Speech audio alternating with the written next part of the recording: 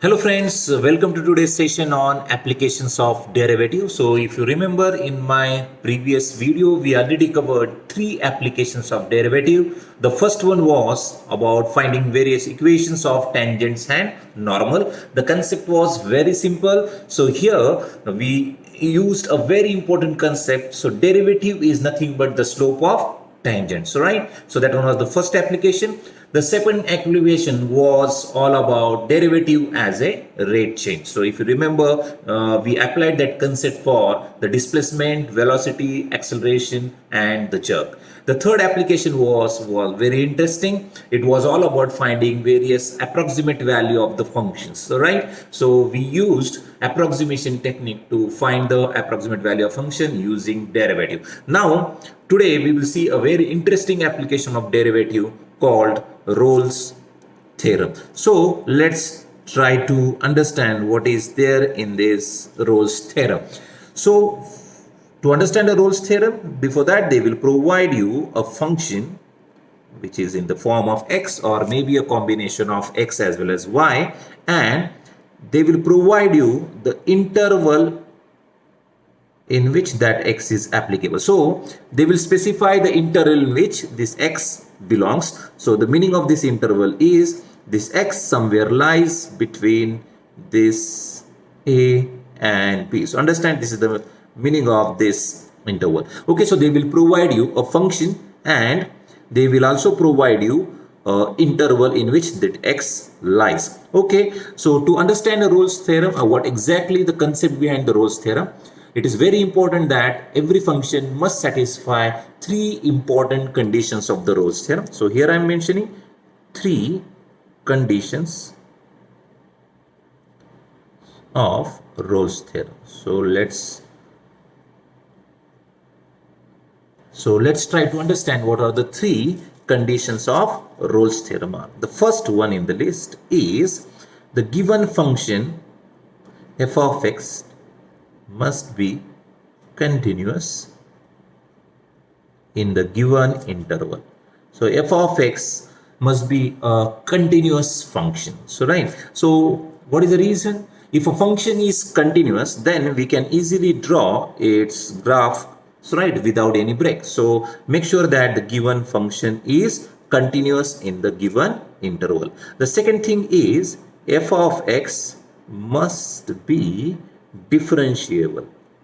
So what is the meaning of differentiable? So means we can easily find out the derivative of that function. So what is the reason for this condition number 2? The reason is we know that derivative is nothing but the slope of tangent, and we want the slope of tangent, or we must want to execute the derivative at every given point on the curve. So make sure given function is differentiable at every point in the given interval a comma b. Okay, then the next thing is if you substitute this value of a in this function, that leads to value of a, and if you substitute this value of b in this function, that will leads to the value f of b. And this is very important condition. Condition number 3, make sure that f of a is equal to f of b. So then and then only we can apply Rolle's theorem. So friends, please try to understand, if you want to apply a Rolle's theorem, make sure that the given function first of all satisfies these three conditions. The condition number 1, f of x must be continuous. So make sure that the given function is continuous in that interval. Condition number 1. So condition number 2 is f of x must be differentiable in that interval, means a derivative is possible. And very important one, this is very important, condition number 3, for the given function, if you substitute a, then f of a must be equal to f of b. If you substitute this value of a in this function, that will leads to f of a, and if you substitute the value of b, that will leads to f of b, and make sure that this f of a is equal to f of b. So whenever a function, given function, satisfies all these three conditions, then and then only Rolle's theorem is applicable. Now let's try to understand what is there in the Rolle's theorem. So what is the condition for what exactly there in the Rolle's theorem? So according to Rolle's theorem, now if any function, so here I am mentioning according to Rolle's theorem, according to Rolle's theorem, there exists a value of x between this a and b. So let me clear this guy. So this is c. According to them, this c is somewhere lies between a and b. So these are the values of x. So you will get a value of x equal to c, but that make sure that the c lies between a and b, which is a interval for the given function. So if you remember, this one was the given interval a to b. For that given interval, the c is an intermediate value which lies between a and b, and at x equal to c, you will observe the derivative is equal to 0. So this is very important one. So according to them, the derivative at that point c is always equal to 0. So this is the main or very important condition of Rolle's theorem. So try to understand, friends, any function which satisfies this above three condition is applicable for the Rolle's theorem.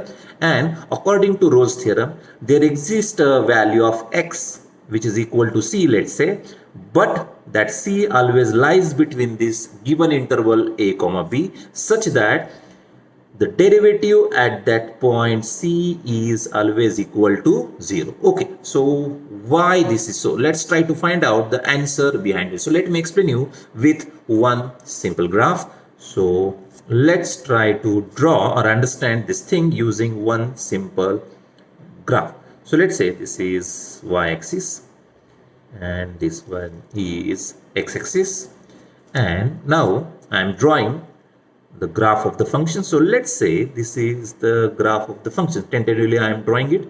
So this is the function. So let's say it's a y is equal to f of x is the given function.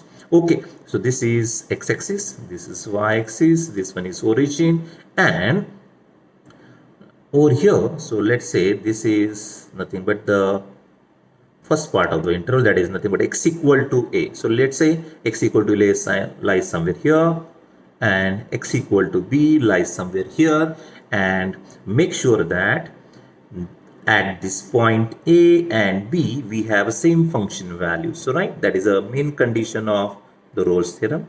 F of a is equal to f of b. So if you observe, this is at x equal to a you will get f of a, and at x equal to b you will also get the same f of b. So make sure that f of a is equal to f of b.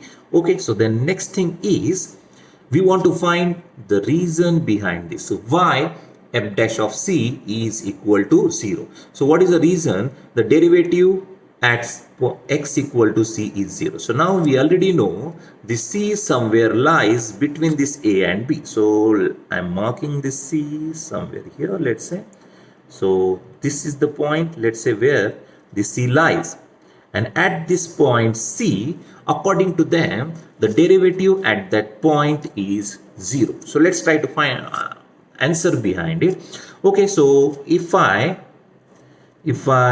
draw a tangent at this point c, so try to observe very carefully. If I try to draw a tangent at this point c, so let's say this is the tangent which is drawn at point c. So what is your observation, friends, about this tangent and the x-axis? So if you observe this tangent and this x-axis, these two are parallel lines. So I'm talking about tangent and x-axis are parallel lines. So please observe this thing. So tangent is parallel to x-axis. So tangent is parallel to x-axis. Now, what is the slope of tangent here? So can you guess what is the slope of tangent here?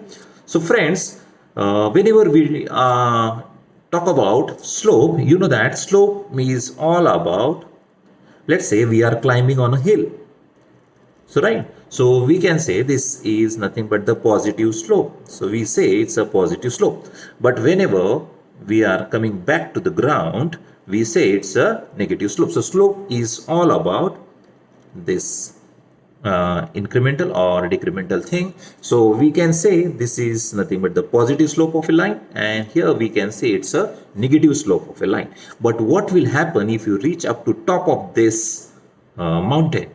So what is the slope of that line? So this line becomes parallel to the ground. So if you observe, that line becomes parallel to the ground. So please try to understand this thing, very interesting one.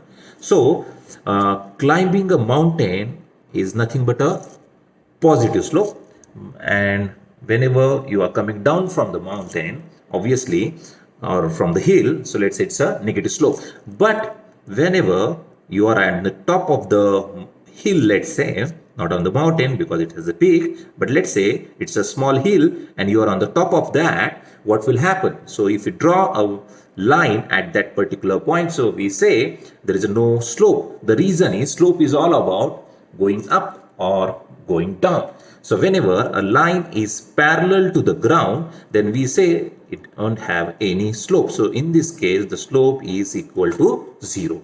And if you observe the situation over here about this function and about this tangent that we are discussing and this x-axis, so if you observe, this tangent is parallel to, this tangent is parallel to x-axis, and if two lines are parallel to each other, or whenever a line is parallel to x-axis, more specifically, whenever a line is parallel to x-axis, then its slope is always equal to 0. So should I say the slope of tangent is equal to 0? So in this case we can say the slope of tangent is equal to 0. But in my previous video we already discussed one of the very important application of derivative, that is slope of tangent is nothing but the derivative. So right, this is very important, friends, please note down. So in my previous video we already covered this concept, why the slope of tangent is equal to derivative. So slope of tangent is always equal to derivative. So ultimately what is happening at this point, x equal to c, if you observe, at this point tangent becomes parallel to this x-axis, and since it is parallel to x-axis, a line which is parallel to x-axis don't have any slope, so slope in that case is 0. So we can say derivative is equal to slope is of the tangent is equal to 0. So ultimately slope of tangent becomes 0. But where exactly you are drawing a tangent? Since we are drawing a tangent at point C, so there is a one more notation for the derivative, if you remember. So f dash of x is the notation, but we are drawing this tangent at x equal to c, so we can say it's a tangent at point c. So f dash of c is the notation. So finally we can say f dash of x, or instead of x I am replacing this by c, so this is nothing but f dash of c, and this f dash of c becomes 0, and here we got the condition for Rolle's theorem. So Rolle's theorem suggests whenever this c somewhere lies between a and b, then the derivative at that point is equal to 0. So friends, so I hope you got the reason behind this final conclusion of the Rolle's theorem. So this is the final conclusion of the Rolle's theorem. So according to the Rolle's theorem, this c somewhere lies between a and b such that at that point c the derivative is equal to 0. So reason is quite simple. You will find a value between a and b, or one point between a and b, that is nothing but c, at which you will observe the tangent is parallel to x-axis, and whenever a line is parallel to x-axis the slope becomes 0. Ultimately the slope of tangent becomes 0. So if you observe slope of tangent at point c, if you observe, this is nothing but the point c, and the slope of tangent at that point, slope of tangent at this point c, if you observe, becomes 0. This is very important one, and you know that slope of tangent is nothing but the derivatives, right? So we can say ultimately the derivative is 0, or in another notation f dash of x is 0, or since x value is c, so we can say f dash of c is equal to 0. So overall this was little bit tricky, but I hope you got the concept from the graph or from the example of climbing or going down from the hill, and exactly what will happen if you are on the top of the hill. So right, so it's all about the concept of the slope that gives this final condition. So let me revise entire the Rolle's theorem in 2 minutes. So this is the next application of the derivative where we are talking about Rolle's theorem. So friends, what is Rolle's theorem? So in a Rolle's theorem, they will provide you a function, and even they will provide you the interval in which that function is applicable. So interval means they will provide you this kind of value of x which lies between somewhere a and b. Okay, before applying a Rolle's theorem, make sure that every function satisfies three conditions of Rolle's theorem. The first, the given function must be continuous. So what is the reason for this condition number one? The given function must be continuous. So see, if the given function is continuous, then and then only we can draw its graph. So right, so and we can draw a tangent to it. So that's why it's a very simple reason. Given function must be continuous so that we can draw it very easily and we can draw a number of tangents to that function. Okay, then next, why the function must be differentiable? The reason is quite simple. The entire theory depends on the slope of tangent, and the slope of tangent is the derivative. So it's very clear that the given function must be differentiable because this is the application of derivative and the final conclusion depends on derivative. So it's very clear given function must be differentiable. Okay, and this third condition, which is actually a drawback of the Rolle's theorem. So right, so this is very rare condition where you will find the given two function values matches each other for this given interval. So this is not an advantage, but this is the thing, but the disadvantage of the Rolle's theorem, where this is very particular condition where if you substitute this a in the function and if you substitute b in the function, and you will get a value of f of a or f of b, and it's very tough that these two values matches each other every time. Occasionally it's okay, but every time it is not possible. So instead of advantage, we can say the point number 3 is nothing but the disadvantage of the Rolle's theorem. But make sure that the given function, for the given function, this f of a is equal to f of b. Okay, so if a given function satisfies this condition number 1, condition number 2 and condition number 3, then and then only we can apply this Rolle's theorem. So right, okay, then what is there in the Rolle's theorem? So according to Rolle's theorem, there exists a value of x equal to c, where the c somewhere lies between this a and b. So according to them, the c somewhere lies between a and b, and at that point c, if you observe, the derivative is equal to 0. So why this is so? So here if you observe, this is a, this is b, and c somewhere lies between this a and b, and if you draw a tangent at the point c, so that tangent is parallel to x-axis. And whenever a tangent is parallel to x-axis or any line which is parallel to x-axis, its slope is always equal to 0. And whenever the slope of the tangent is 0, means derivative is 0, or we can say f dash of c is equal to 0, because we are drawing a derivative, or we are drawing a tangent at point c. So we can say it's a derivative at point c which is equal to 0. So this is the condition for Rolle's theorem. So that's all, friends. So I hope you got this concept of the Rolle's theorem. So let's try to understand this concept with one simple example. So let's understand this concept of Rolle's theorem using one simple example. So here I am considering one example. Let's say this is the given function x square, and here this x belongs to this interval 2, 3.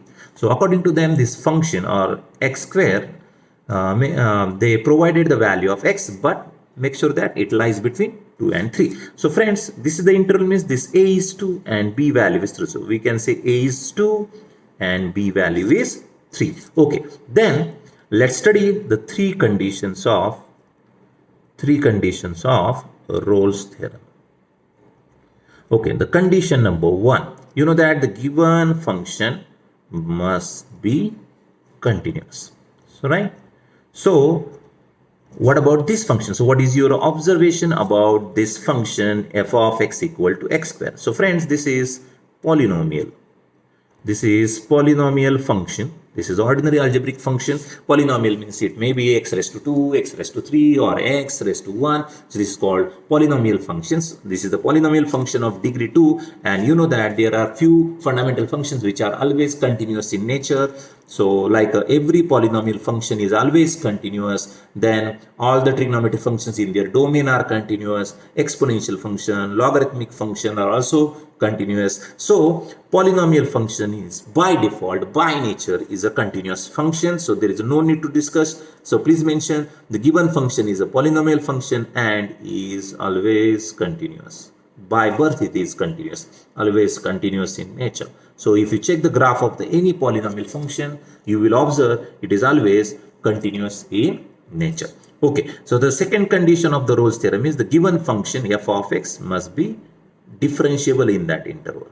So make sure that the given function is differentiable in this interval 2, 3. The given function is already continuous in this interval. So let's cross check whether the given function is differentiable in this interval or not. So what is the derivative of x square? So derivative of x square using this formula, derivative of x raised to n is n into x raised to n minus 1, if you remember. So derivative of this x raised to 2 is 2 into x raised to 2 minus 1.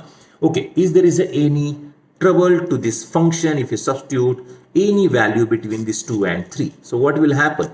So just take any value between 2 and 3, like 2, then 2.5, 3, anything that you want between 2 and 3. Whether this function will be undefined for that value or is there any trouble to this derivative? So absolutely no. Whatever may be the value between 2 and 3, you substitute over here, you will get an exact value of the derivative. It will not be a undefined condition. So obviously, so we can say this function is differentiable. So it has no problem at all. So condition number 3 is very interesting one. So you have to cross check this f of a is equal to f of b. So friends, how to find f of a? For that, just substitute this value of this a. A is nothing but this 2. So right, so this a is nothing but this 2. So substitute that in this function and this will give you the value of f of a. So let's find f of 2, which is 2 square. So try to understand. I substituted this 2 value instead of this x. So it's a 2 square. So 2 square, which is equal to 4. So we got f of a is equal to 4. Okay, then let's find f of b. So what is b in our case? So b in this case is 3. And please substitute that value of b over here. That will leads to symbolically f of b. So right. So f of b is, which is 3. So 3 square that you have to find out. So f of 3 is 3 square, which is equal to 9. So friends, what is your observation? So f of this is nothing but f of a, this is nothing but f of b, but f of a is not equal to f of b. So means the third condition of Rolle's theorem is not applicable. Since the third condition of Rolle's theorem is not applicable, means the Rolle's theorem is not applicable for the given function. So just in one line, so write down the conclusion. Rolle's theorem is not applicable because in order to apply a Rolle's theorem, it must satisfy the given condition. So right, so all the 3 conditions, but first 2 conditions are verified, but the third condition is not satisfied. So therefore we can say Rolle's theorem is not applicable for this function. Okay, then let's understand a Rolle's theorem with one more example. So let's say the given function is x square minus 4x plus 10 and the interval is 0, 4.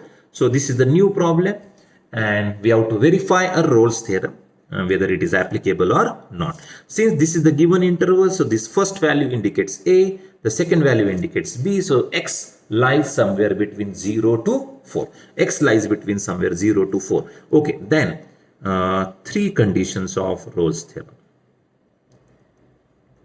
3 conditions of Rolle's theorem. So condition number 1. Whether the given function is continuous or not. So if you observe, this given function is a polynomial. So as I already discussed, it's a polynomial of degree 2. So if you observe, the index of this x is 2, so which is x square. So this indicates it's a polynomial function. And friends, there are list of functions which are by birth continuous, like exponential, logarithmic, trigonometric in their domain, or every polynomial function with a degree 1 or degree 2 or degree 3, they are always continuous in nature. So the given function is a polynomial function and is continuous in the nature. So right, so basically it's a fundamentally continuous function. What about its derivative? Is it differentiable? So let's check. So derivative of this x square is 2x minus 4 times derivative of x is 1 and derivative of 10 is 0. So the final derivative is 2x minus 4. So whether there is a problem to this derivative between these two values 0 to 4. So whatever may be the value between 0 to 4, if you substitute over here, you will get the exact value of the derivative. There will not be any undefined situation. There will not be any uncertain situation like 0 by 0 or something by 0. So there is no undefined situation. Therefore, we can say the given function is differentiable.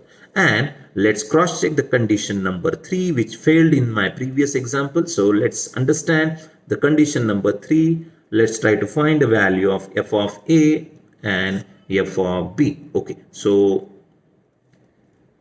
what is a, let's cross check whether f of a is equal to f of b or not. Okay, so what is f of a? F of a means f of 0. So right, a value in this case is 0.